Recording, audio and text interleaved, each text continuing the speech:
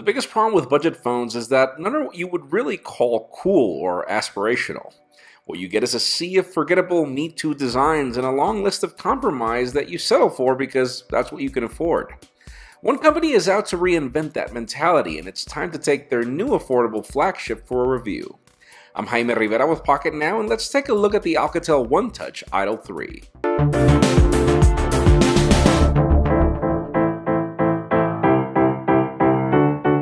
Alcatel OneTouch is not new to the US market, but its products have only been famous for their affordability. Still, the Idol 3 falls in line with a few predecessors that are focused on raising awareness on the company's new plan in building affordable flagships, and it's clear that they've come a long way. For starters, the Idol 3 doesn't seem like a budget phone at first glance.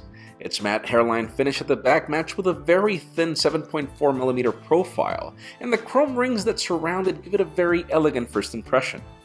The front actually only makes it look better with its flank stereo speakers on a recessed design that elevates the display in a way that resembles some of the curved HD TVs in the market. The phone also feels extremely light, probably too light for my taste.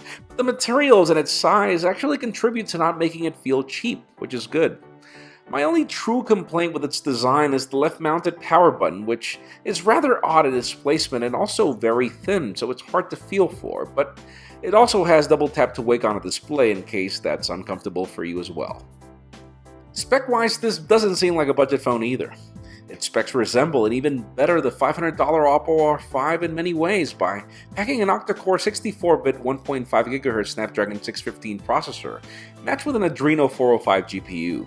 You also have 2 gigs of DDR3 RAM, 16 gigs of expandable storage up to 128 gigs via microSD, a large 2910 mAh battery, and we've also got LTE HSPA Plus connectivity for all major US GSM carriers, dual-band Wi-Fi 802.11n, Bluetooth 4.1 low energy, NFC, and all the 9 yards of a typical flagship.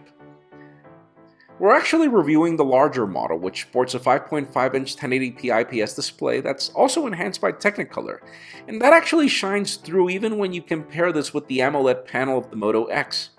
Great color saturation, great viewing angles, and deeper blacks than most of the IPS displays that we've reviewed in the past. More interesting is that probably this is one of the brightest displays that I've ever used, where 25% brightness on the slider was enough for my needs, for example. The stereo speakers on each side are also enhanced by a known brand, this time JBL, just like the headphones bundled in our review box. It was tough not to draw an immediate comparison. It took wearing the watch for over a week to understand what it isn't. The sound is very crisp and even a tad louder than our experience with HTC's Boom sound, which is great for watching videos or playing music, but that's really not the coolest trick that this phone can do.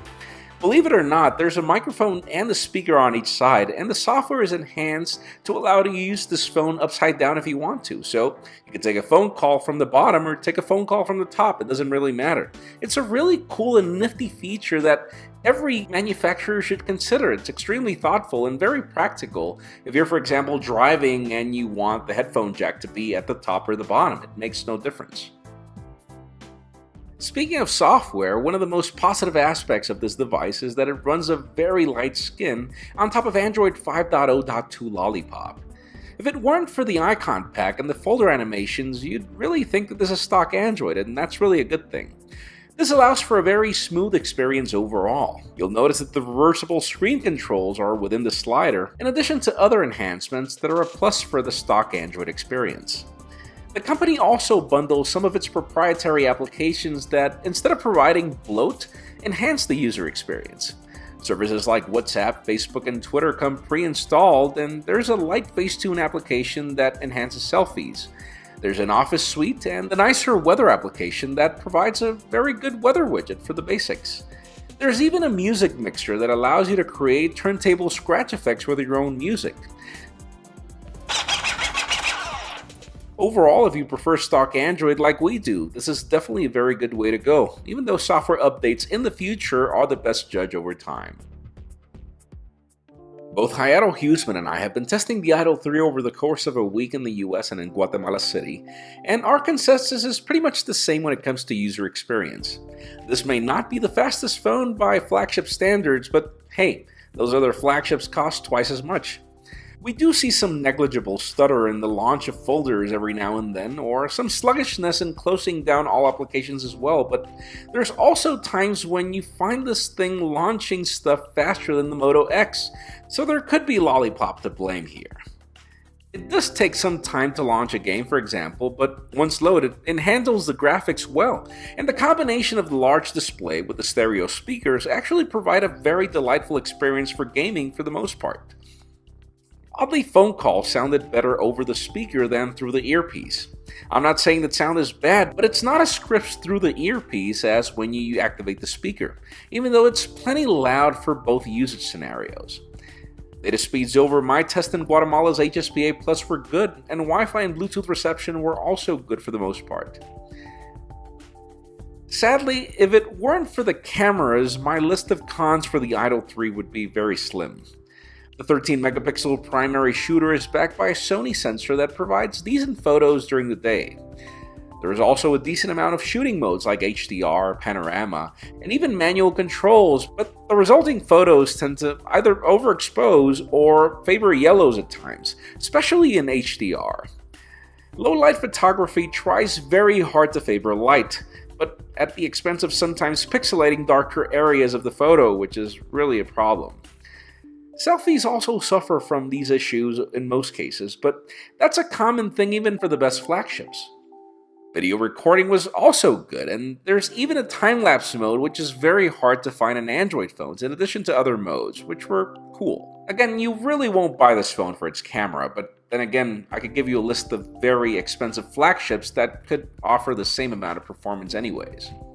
Now, leaving the camera performance aside, what's a true shocker for this phone is its battery life.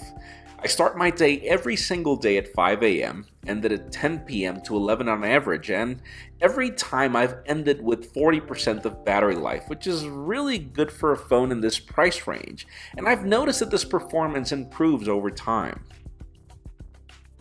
And I think that my experience with its battery life is the best way to conclude this review. I find it hard to believe that this phone cost only $250 unlocked.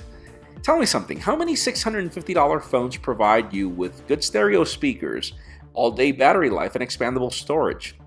And even on the other hand, tell me how many $250 phones provide you with LTE connectivity, packed under a very elegant and thin design and a great 1080p display? Or, let's just face it, how many budget phones provide users with innovative features like a reversible display? Bottom line is, I think the Idol 3 is definitely in a class of its own. It does a good job at being both affordable and capable, up to the point where I'd recommend this over the Moto G anytime. This device is definitely a good solution for a first-timer, a teenager, or even an adult looking for a very elegant solution on a tight budget. Surely my personal needs would probably require a better camera, but hey, that's really just because of the bubble we live on as reviewers. To get all this for $250 unlocked and complain would simply be unfair. Overall, I do believe that Alcatel OneTouch did a really good job with the Idol 3. For more coverage on the Alcatel OneTouch Idol 3 or even the Alcatel OneTouch Watch, in addition to more news and reviews, make sure you follow us on social media, subscribe to our YouTube channel as well, and you can follow me on Twitter, Jaime_Rivera. Please give this video a thumbs up if you like what you saw. I am Jaime Rivera. Thank you very much for watching. We'll see you on the next one.